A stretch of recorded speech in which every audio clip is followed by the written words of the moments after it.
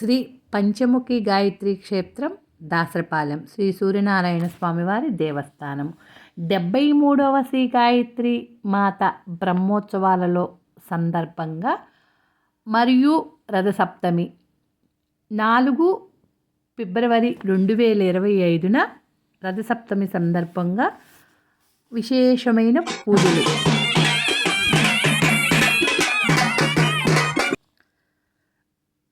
మేళతాళాలతో స్వామివారికి తలంబ్రాలు తీసుకొస్తున్నారు భక్తులు.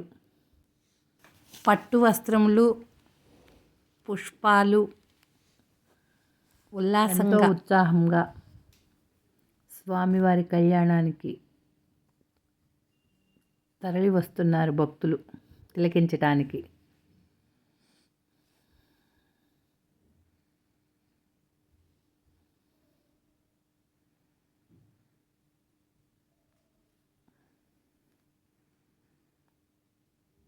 గ్రామ పెద్దలు వెంకటేశ్వర స్వామి, ఏడుకొండలవాడ వెంకటరమణ గోవింద గోవింద నామాలు, స్వామివారి నామాలు. దాసరపాలెం చోడవరం డివిజను గుంటూరు.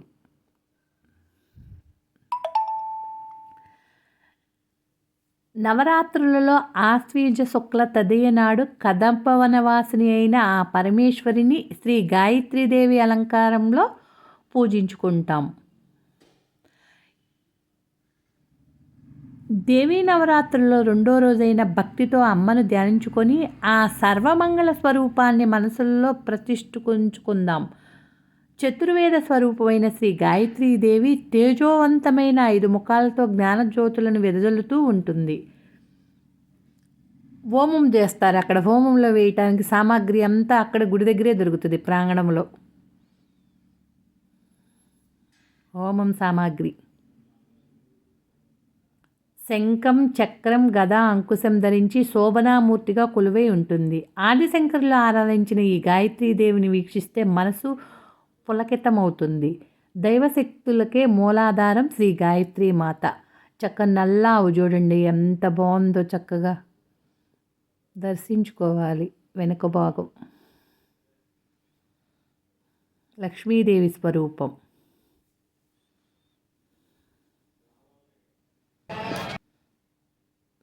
గ్రామ పెద్దలు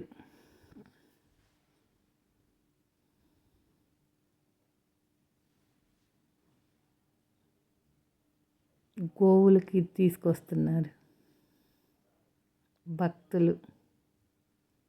గ్రామ పెద్దలు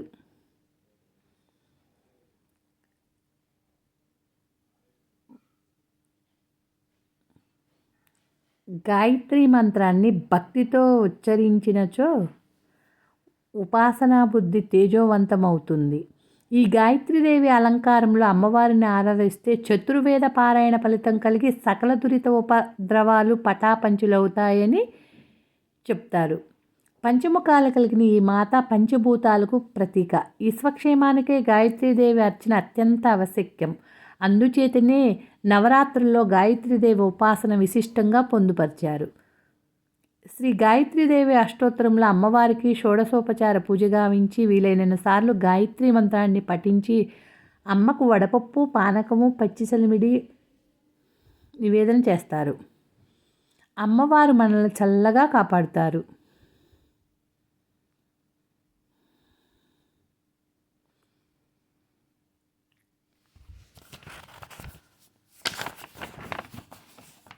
శ్రీ ఛాయా ఉషా సమేత శ్రీ సూర్యనారాయణ స్వామి వార్ల మహాశాంతి కళ్యాణ ప్రాంగణం.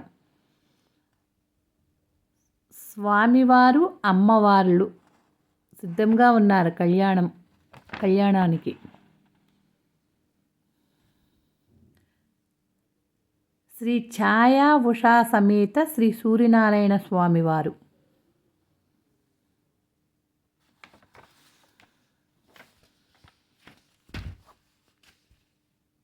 పుష్పాలతో గోవిందనామాలు చక్కగా అలంకరించారు.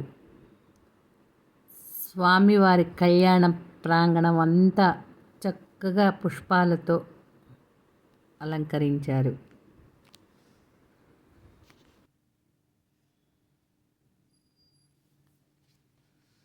అమ్మవారికి మహాప్రసాదంగా పొంగలి,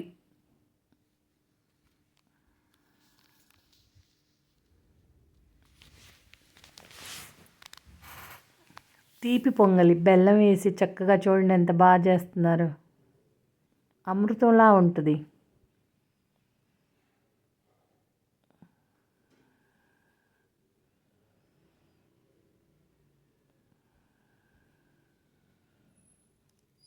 కట్టెల పొయ్యి మీద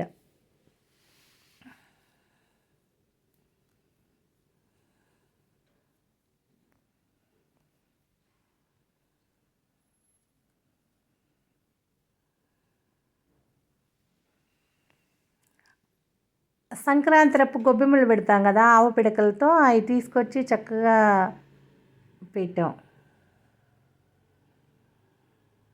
రథసప్తమి రోజు ఆ గొబ్బెమ్మల్ని ఎండబెట్టి తీసుకొచ్చి పాయసం వండుతారు. పెద్దలందరూ ఉన్నారు.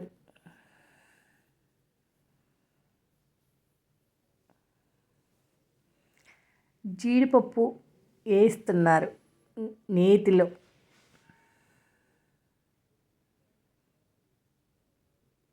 కిస్మిస్లు అమృతం. అమ్మవారికి నివేదనకి మహాప్రసాదం. భక్తులందరూ వస్తూ ఉన్నారు.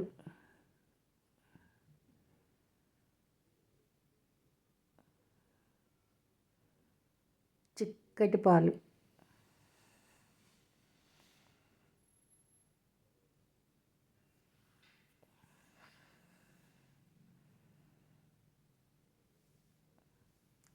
హోమం సామాగ్రి హోమం దగ్గర. యాగశాల నందు నిత్యాగ్ని హోమములు, పూర్ణాహుతి. గాయత్రి మంత్రం. ఓం భూర్భువస్వః తత్సవితుర్వరేణ్యం భర్గో దేవస్య ధీమహి ధియో యో న ప్రచోదయాత్. అర్థం: మేము దైవిక జీవి సృష్టికర్త ప్రకాశాన్ని ధ్యానిస్తాము. ఆ భగవంతుని తేజస్సు మన మేధస్సును సన్మార్గంలో నడపటానికి ప్రేరేపిస్తుంది. హిందూ ధర్మ విశ్వాసాల ప్రకారం ఈ మంత్రం గాయత్రీదేవికి అంకితం చేశారు. ఇంకా గాయత్రీదేవిని వేదాలకు తల్లి అని కూడా అంటారు. ఎంతో ప్రాముఖ్యత కలిగిన ఈ మంత్రాన్ని ప్రతిరోజు పెద్ద సంఖ్యలో ప్రజలు జపిస్తారు. గాయత్రి మంత్రాన్ని స్వచ్ఛమైన మనసుతో పఠించాలని చెప్తారు. ఈ మంత్రాన్ని అన్ని సమయంలోనూ పఠించవచ్చు. గాయత్రి మంత్రం ప్రయోజనాలు ఎన్నో ఉన్నాయి.